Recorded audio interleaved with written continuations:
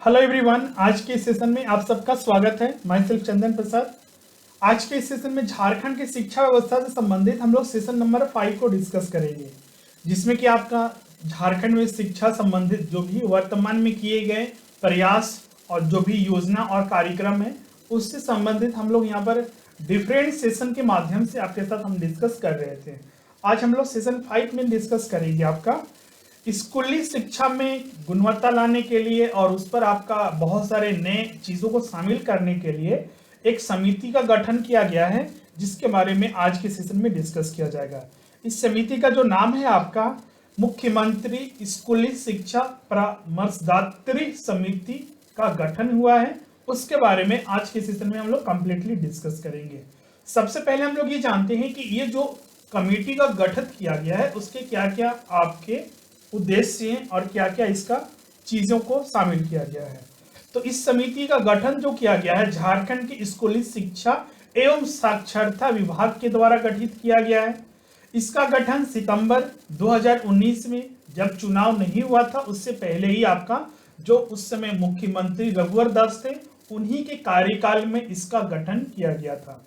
इस समिति का उद्देश्य था जो आपका स्कूली शिक्षा में महत्वपूर्ण सुधार करना और साथ ही उसके गुणवत्ता में किस तरह से बढ़ोतरी किया जाए उसके लिए इस पर काम करना, साथ ही राज्य में स्कूली शिक्षा से संबंधित विषयों पर परामर्श देना, साथ ही आपका राज्य में मुख्यमंत्री स्कूली शिक्षा परामर्शदात्री समिति का गठन किया गया है।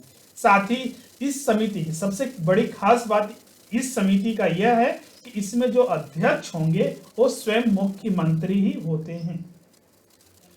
स्कूली शिक्षा परामर्शदात्री समिति जो गठित किया गया है, जैसा कि हमने बताया स्कूली शिक्षा एवं साक्षरता विभाग झारखंड के द्वारा ये गठित किया गया है, जिसके लेकर समिति की जो नोटिस भी जारी किया जाना था वो जारी ऑलरेडी कर दिया जा चुका है। जैसा कि हमने आपको बताया सितंबर 2019 में ही इसका गठन किया गया था।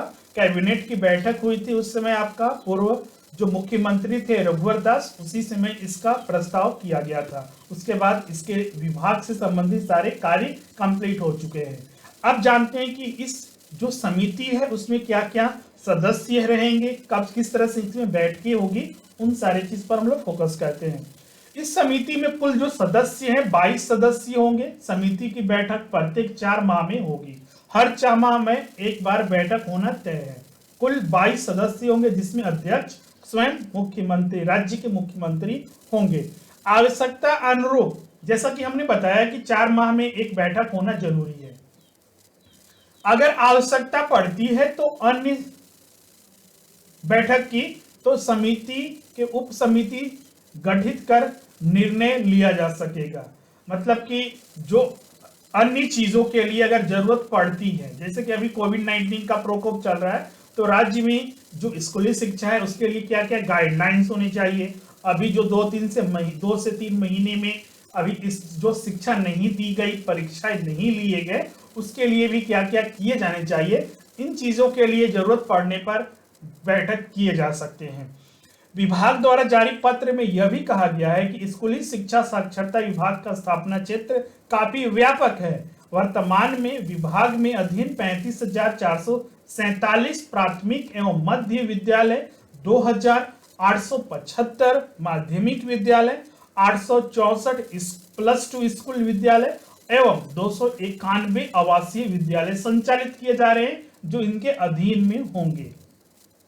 इसके अलावा राज्य में 28 केंद्रीय विद्यालय, 26 नवोदय विद्यालय, सीबीएसई एवं आईसीएसई बोर्ड से मान्यता प्राप्त 387 विद्यालय, झारखंड एकेडमिक काउंसिल से स्वीकृत जो अफिलिएटेड विद्यालय हैं के 357 विद्यालय के अलावा कल्याण विभाग द्वारा संचालित 170 विद्यालय हैं जो इसी के अंतर्गत शामिल किए जाएंगे।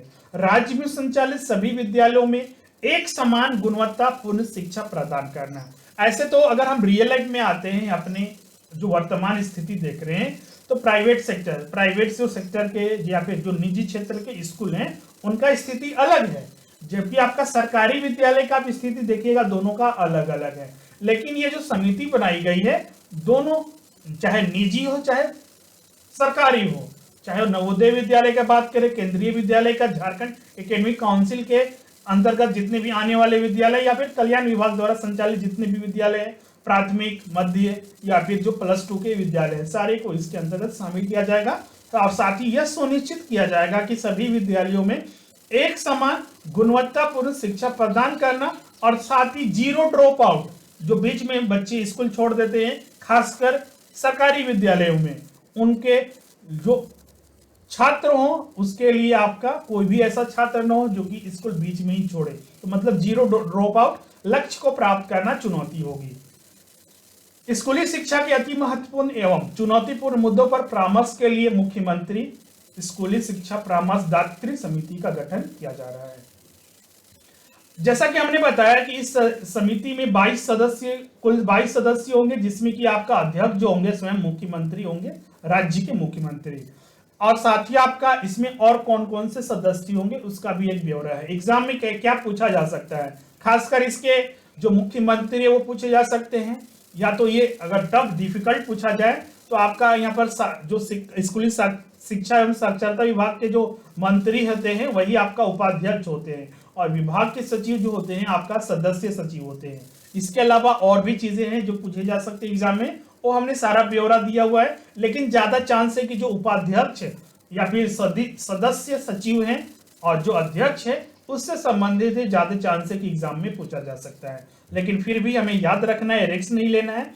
तो आप ये और भी देख सकते हैं, समिति में विकास से युक्त होंगे अपर मुख्य सचिव, उच्च एवं तकनीकी शिक्षा सह कौशल विकास विभाग के, महिला एवं बाल विकास विभाग के, कार्मिक प्रशासनिक सुधार एवं राजभाषा विभाग के प्रधान सचिव और सचिव सदस्य भी होंगे। साथ ही झारखंड एकेडमिक काउंसिल में समिति में झारखंड एकेडमिक काउंसिल, राज्य बाल संरक्षण आयोग, राज्य निःशक्तता आयोग के अध्यक्ष को भी सदस्य बनाया गया है।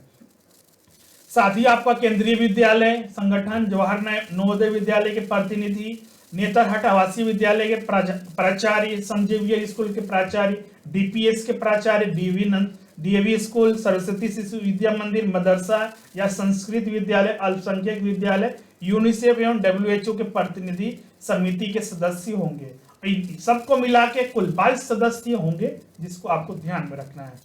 तो ये आपका बहुत महत्वपूर्ण था, आपके पीटी एग्जाम के लिए भी पूछा जा सकता है।